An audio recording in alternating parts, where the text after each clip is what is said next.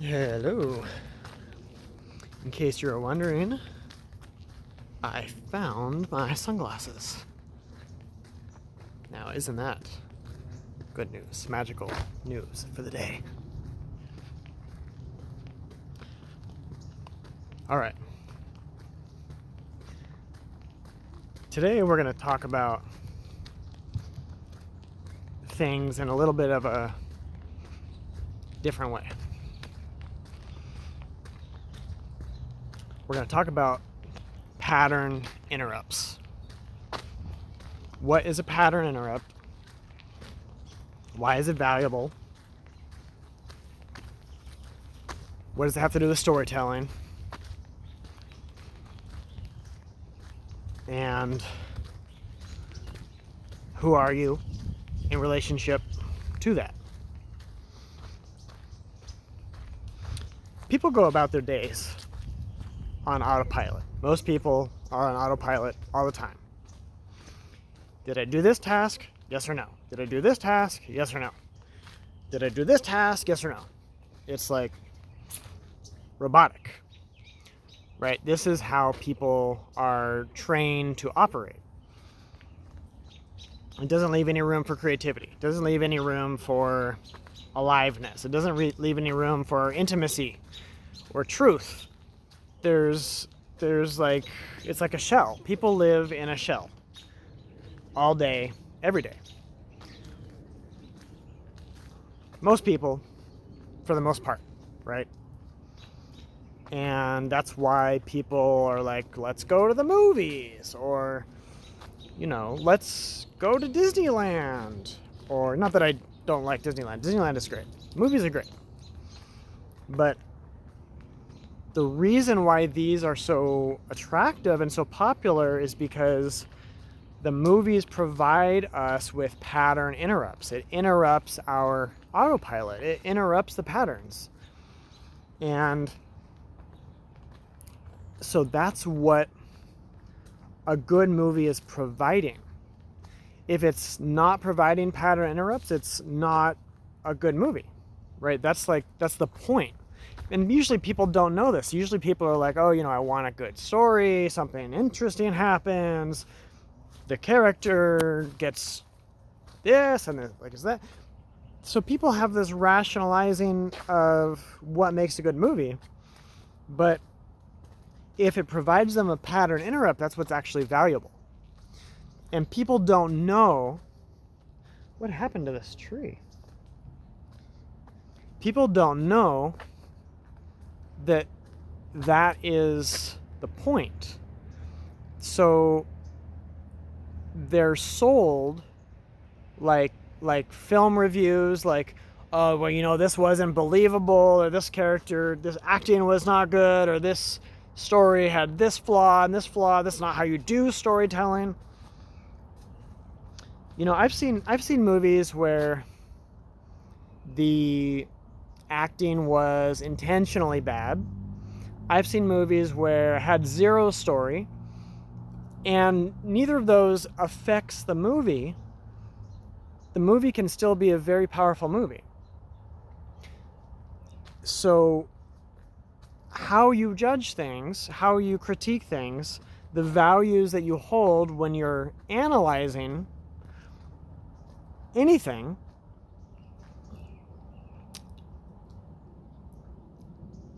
nothing is more powerful than a pattern interrupt. What is a pattern interrupt?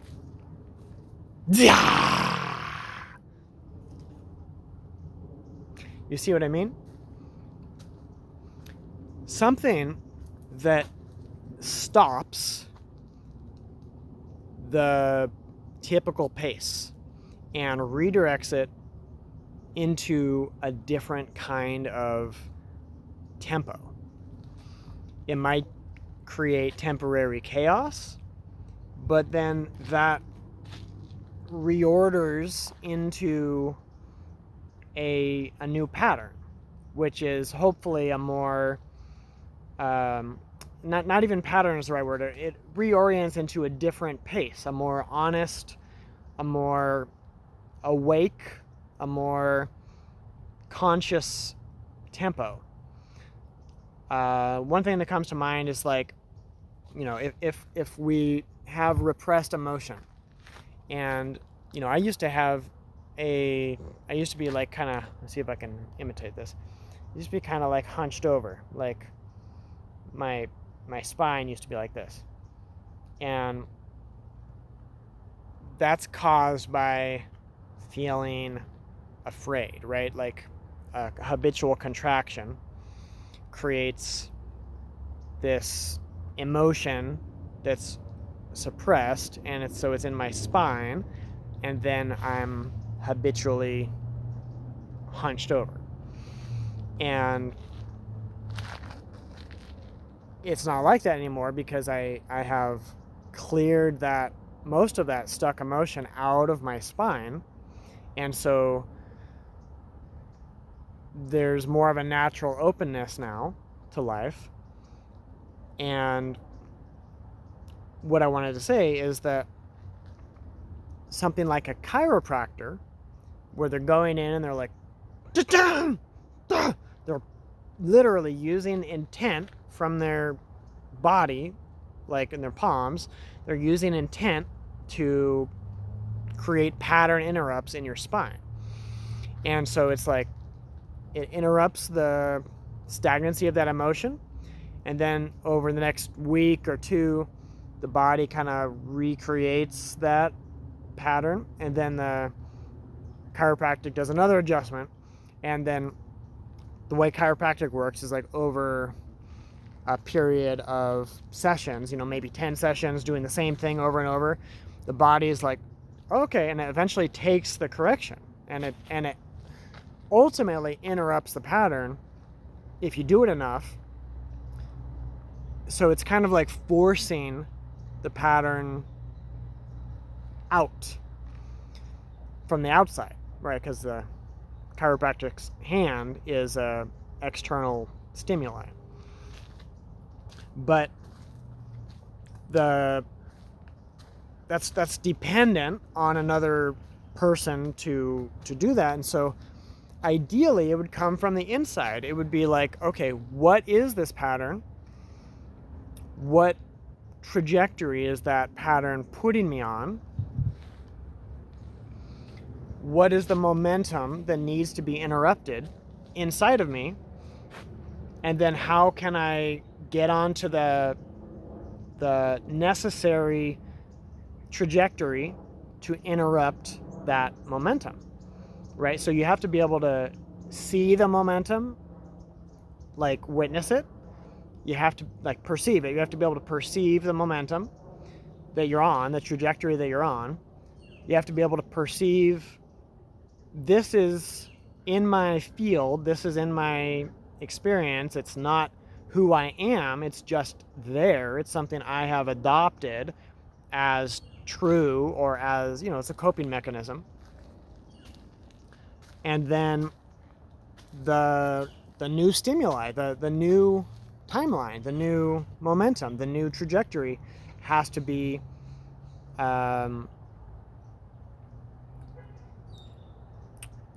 aligned with, right? It's kind of like you're hopping into a different timeline. You're hopping onto a different trajectory. And in doing so, the old one becomes unlearned. This is an interesting conversation, like that I've been having the past few days. Do you have to unlearn the old one, or can you just hop onto the new one? But it's both, because it's not you who has to unlearn the old one, it's your body, it's your energy field. You are not your body, you are not your energy field. So it's not you who's unlearning it, it's the energy in your space that has to be changed. If you're the changer, you're not the energy, right? If you're the cause, you're not the effect. So part of what needs to be unlearned, you could say, in air quotes. So I have to say in air quotes because sometimes people are listening to this like a podcast rather than looking at the picture.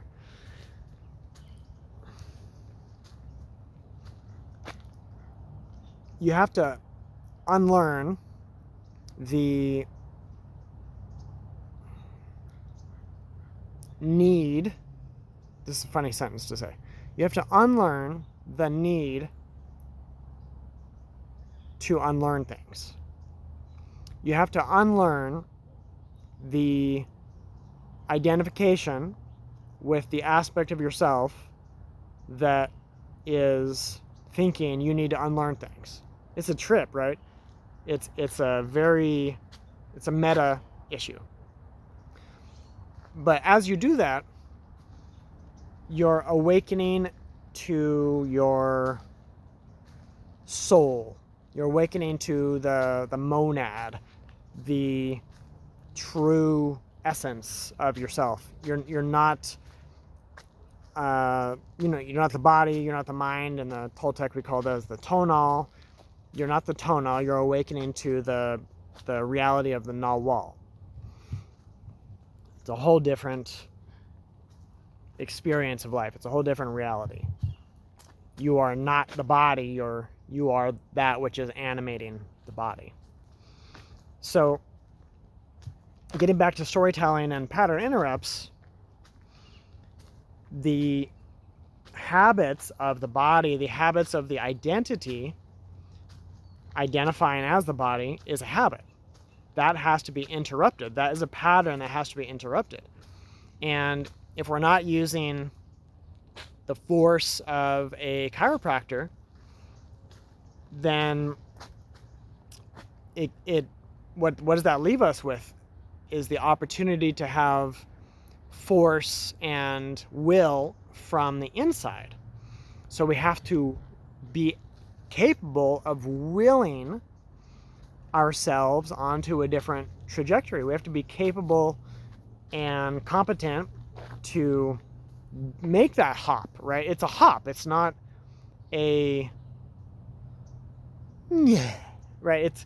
It requires participation. It requires activity. It's a not doing activity, which is a Toltec terminology, not doing. Because if you're doing it as the mind and the body, because the mind and the body do things. The soul, the way the soul is active, it acts through what's called not doing. It doesn't mean that there's no activity. It just means that it's not through the identity of being the doer, right? You're awakening to non-doership. You're awakening to my human identity is not the doer. But as the soul identity, if you reach the soul identity, the true identity, then you are doing, but it's in a different way. This is what plant medicines open up people to, is to this quality of not doing, which is a very specific thing. This is what true intimacy is, right? True intimacy is a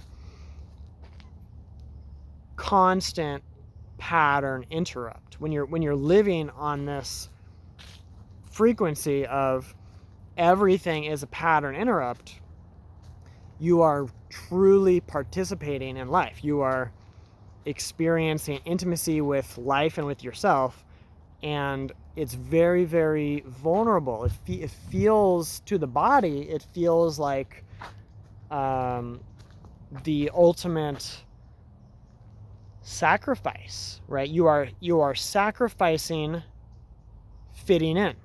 You are sacrificing the approval of the majority of the tribe, right? There's a reason that certain types of videos on YouTube, certain types of spiritual teachings are very popular, and the most confronting teachings tend to not be so popular. Isn't that interesting? The teachers that I've had that are the most profound tend to not have very many views on YouTube, you know, low numbers of subscribers, because that trajectory of that's really of the unmodified soul, unfiltered soul, it's scary to people. I am mostly invisible to people. Most people cannot see my existence. Most people would like, which video would I watch? No, that guy doesn't exist. Nope. Oh, here's a really appealing, sugar-coated video. I'll watch that one. Right? Most people cannot tolerate what I have to say. And my teachers, most people cannot tolerate what they have to say.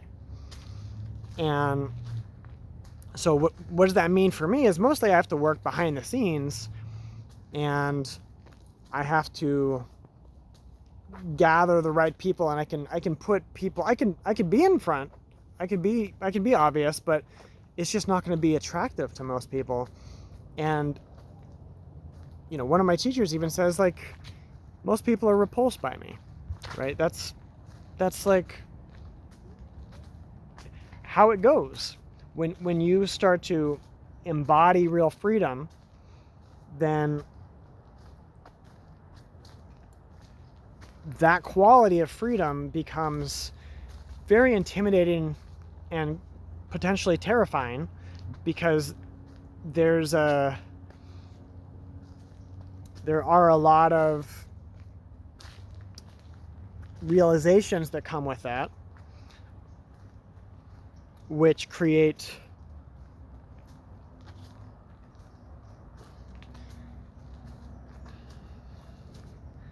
they potentiate great changes in life, right? Transformation is uncomfortable. We have to let go of certain relationships, usually.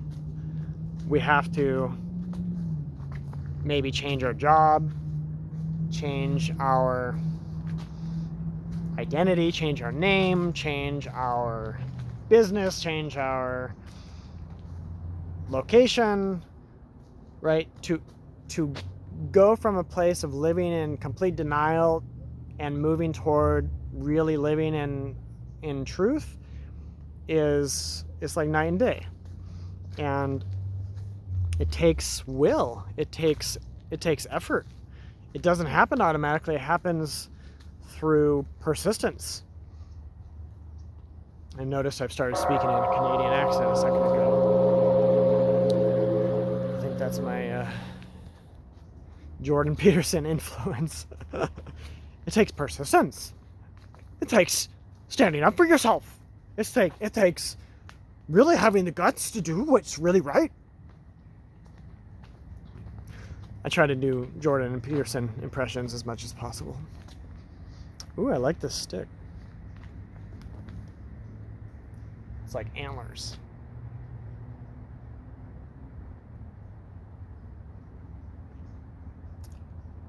What do you think of my new look? My new identity? I've just hopped onto the antler timeline.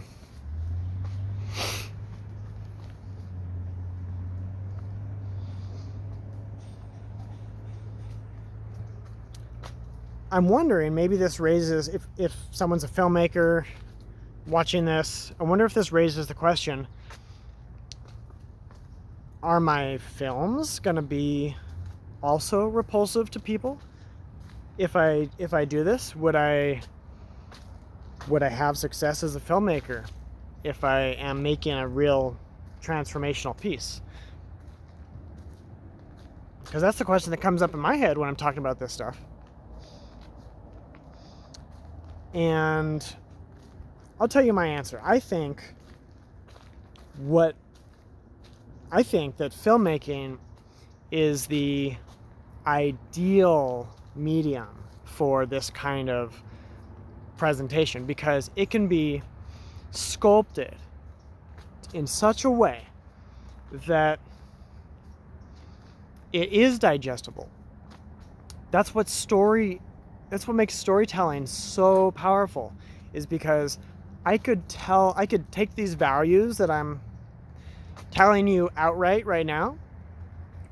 I could take these values and I could infuse them into a story where the story is about a magical kingdom and, princes and princesses or whatever, archetypes. I can infuse their growth without hitting the audience over the head with it. You know what I mean?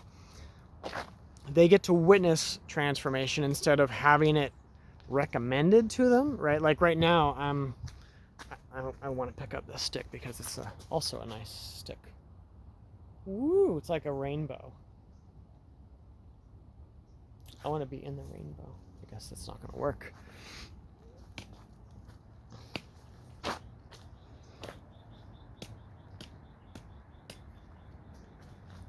Let's say you have Shrek.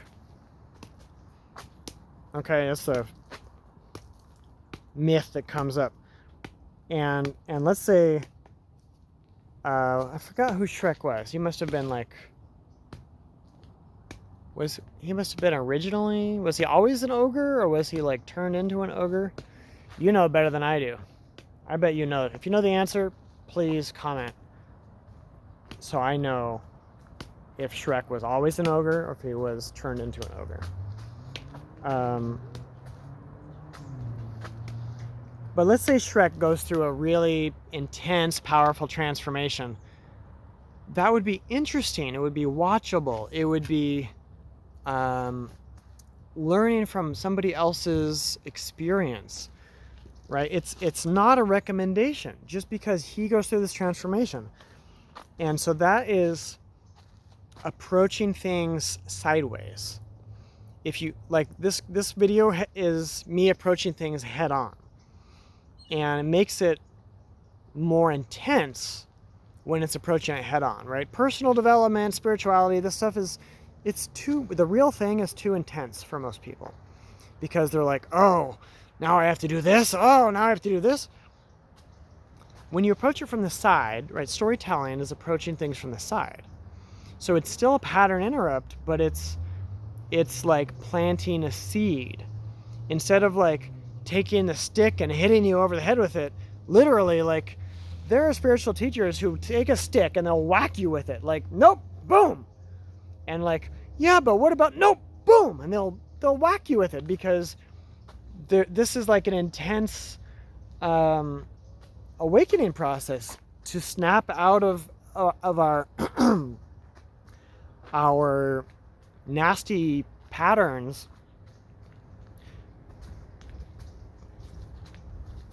Usually we don't want to. Usually we want to come up with a million excuses why we can't snap out of our patterns, right? Well, what if I'm just cursed? Or what if I can't do it? What if I'm just broken? What if everybody else can do it but me? It's so funny. Every person I work with, I've coached and stuff, every single person has the absolute worst situation, according to them. Every single person is convinced they are the only exception who cannot change. Everybody else can do it except for them. Isn't that so interesting? Right? That's the moment where, boom, a whack on the head makes sense, because they're like, oh, I get a whack on the head when I make myself the only one who can't change. So that's That's not true, right? But a story massages the whack in, right? Like the third scene of the film is like a tink. The fourth scene of the film is like tink. The fifth scene of the film is like tink. The sixth scene of the film is like tink. The seventh scene is like tink. The eighth scene is like tink. Right? So it's like playing with the audience. And that playfulness, that pattern interrupt change of tempo, helps the audience to experience themselves from different angles, right? All the audience is experiencing when they're watching a film, reading a book, listening to music, all the audience is experiencing is themselves. All they're experiencing ever, all anybody is experiencing ever is their own nervous system, right? So if I'm watching a film, like if I hit someone over the head with a stick, which I haven't done, by the way, I know this is a common spiritual technique. I don't participate in that, just in case you are wondering. I'm not going to hit you over the head. But if I did, where's my stick? Here's a stick. This one's bamboo. If I hit you over the head, you're not experiencing the stick. You're experiencing the nerve receptors in your head. You're experiencing the pain. Right? Like watch. I still feel it. The stick is gone, and I feel it in my head. So I'm not experiencing the stick. I'm experiencing the nerve endings. I'm experiencing the messages, and I'm experiencing my reaction to those messages. It's not the stick I'm experiencing. So when they're watching a movie, if they're listening to music, they're not experiencing the movie. They're experiencing the way the movie gets interpreted through their mind and their body, in their emotion and their feelings, which are different. They're experiencing their nervous system. Always. That's all anybody is ever experiencing. Right? The whole world, the whole stinking world, that's not the world you're experiencing. It's your perception, right? When you are in touch with your perception, you can change it more fluidly. But if you are under the impression you're experiencing something real, something solid, something and that's an object, then you're under the spell of your nervous system playing a trick on you. All you're ever experiencing is your nervous system. So when you are getting whacked on the head, you're experiencing the harshness of your nervous system. When a story is coming at you from the side, you're experiencing somebody playing with the knowledge that your nervous system is all you're experiencing. Does this make sense? So this means there are audiences who are more advanced because they know you're playing with their nervous system, and there's audiences who are less advanced because they don't know that all they experience is their nervous system. So the way that you engage with that depends on your relationship with your nervous system. It depends on your perception. It depend and your perception depends on the experiences you've had and the information that you're privy to.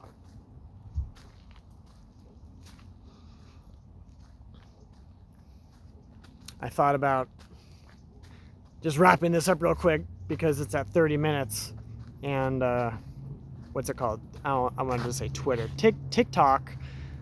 I have to upload TikTok videos in 10-minute chunks. So if I had stopped it under 30 minutes, I'd be like, now I just have 3 chunks and I'm on to the 4th chunk now. So that might mean you have me for another 10 minutes right now. We'll see. We'll see if I have that much to say. On one trajectory, I feel like I'm running out of stuff to say, and I feel like, okay, I could say bye now. But I'm also kind of listening to my nervous system, and I can feel that there's a whole other trajectory I could go on, which could be like another 10 minutes, and I don't know what it is yet, right? I just sense that I could switch my perception now, and I could say the opposite of everything I just said. I could like disprove everything I just said from another angle of perception. I wouldn't like necessarily disprove it, but I could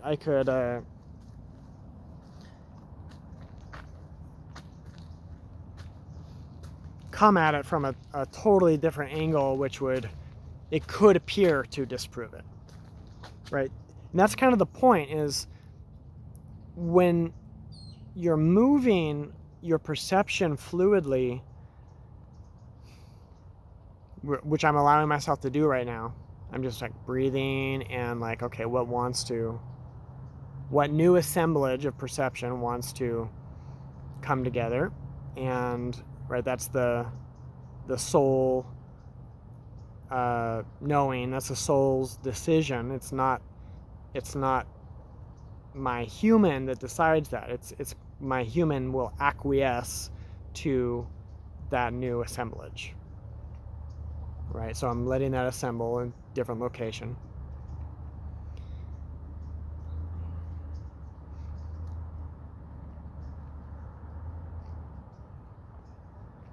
So that's what a movie or a good story or a good piece of music helps accomplish, is more fluidity of our perception. Can you feel how my energy changed now? It's like I'm a little more humble now. I'm a little more, it's like more of a relatable energy that I just moved into. It's more of a gentle, like, I want to say like camaraderie. Instead of being the teacher, now I'm your friend, right? So it's like a shift of my personality, availability. It's a shift of my identity, because something needed to shift. And I don't have to even understand it. It's like, who cares what it is? I could put an archetype to it. I could say this is exactly what happened on a mental level, but you're being able to feel it is actually the point. You're being able to be in touch with the how it lands for you is actually the magic of it. And if you can find the value in such a shift, then as a storyteller, content creator, artist, you become more skilled. You become more of a master. You develop mastery in your artistic format, because I've talked about this in a previous video. You tap into nuance, and nuance is what makes it is the difference between mastery of an art and someone who's learning mastery is how much nuance can they detect, right? How much attention to detail can they detect? I've been in a house before, reminds me of like looking at a house to rent or buy. And I was with other people there, and I don't have a whole lot of eye for construction, like house construction, and like I know what I like in terms of the general overall feel, but like little details I don't really see. And the other people in the space were in the room with me. They were like, "Oh, the tile work is really shabby here. The tile, if we got this house, the tile would have to be replaced." And I looked at it and I was like, looks fine to me, right? Because I just didn't have that mastery of what, tile is supposed to look like. It, to me, it made no difference, right? So there will be people who, if you have a really, really masterful movie, there will be people who can't tell the difference between that and any other movie. They might even dislike it. They might like it, but they might not notice that it's a masterpiece. And that's okay. It doesn't really matter. But some people will notice the nuance, and some people who have more space inside of themselves, people who have more presence, people who have more power, personal power, they're going to notice, and not that they need to notice, not that you need them to notice, that's not the point, but only, I have a hair in my mouth or something. Oh yeah, should I have shaved before this? I think I need to shave soon. Only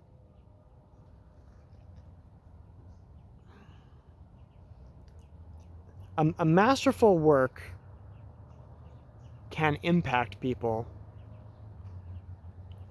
who have a taste for mastery. A work that's not masterful cannot impact people who have a taste for mastery. People who don't have a taste for mastery, who knows? It's up in the air. It might impact them, it might not. Depends how they feel that day. If they had a really bad day and they're grumpy, they're probably going to want to watch something else. Watching a masterpiece when you're grumpy probably is not going to get you anywhere. They probably would rather watch, cartoons. Not that some cartoons are masterful, but usually cartoons are, what would you call that? Like the lower rung on the ladder. Okay, so now I have a minute left, right, before I get to the next chunk for TikTok. So I'm going to see if I can wrap it up before that. It's funny what my motives are here.